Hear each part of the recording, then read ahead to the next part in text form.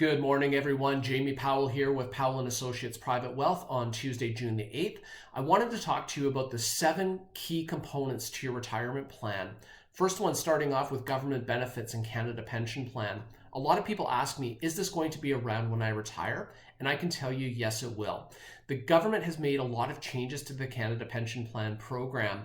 First one being is they're taking more off your paycheck. Your employer is paying more into it. They've expanded the investment capabilities that the CPP Investment Board can actually invest in. So this is something that it will be sustainable. You can take your CPP as early as age 60, as late as age 70, and normal age is 65. Again, this is something that you have some options. The next one is old age security. This is based purely on your residency in Canada since you were 18. It's something that you don't pay into it, but if you start making too much money, there's something called a clawback. So again, there's an opportunity here to make sure that we keep as much money in your pockets instead of repaying it to the government. The next one is RRSPs. RRSPs are a great tax deduction while you're working, and the idea is to put money in at a high tax bracket, take it out at a low tax bracket, and that differential is what you keep in your pocket. You have to convert that RSP to a RIF as late as age 71, and you have to start drawing money out whether you like it or not. Again, you want to have a plan to strategically get that money out.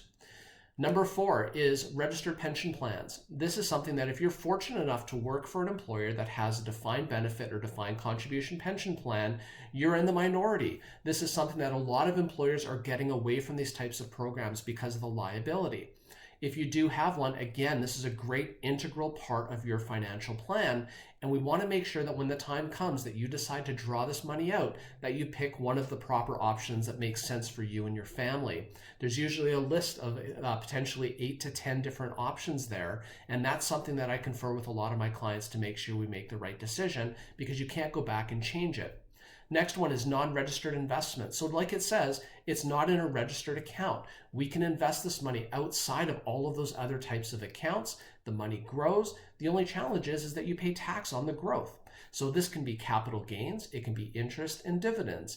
Depending on your tax bracket will determine how much tax you have to pay. But again, there are ways that we can structure this to keep more of it in your pockets. Number 6 is tax-free savings accounts. I love this program. The only downside is that you have a maximum that you can put in. This is something that we want to make sure that we fully utilize this and maximize it for your growth.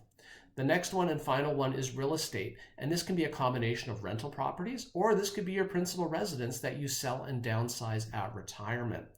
All of these 7 components make up your retirement plan. We want to focus on assets, liabilities, income, and expenses when we start doing these projections for you. As we take a look, I get a number of people asking me, first of all, 2 important questions. Do I have enough money to retire, and will I run out of money? And by taking a look at a comprehensive retirement plan for you, focusing on all of these areas, I can tell you yes or no. If you want a second opinion, if you want a detailed financial plan, please let us know. Once again, it's Jamie Powell with Powell & Associates Private Wealth, and I hope you have a great week. Thank you.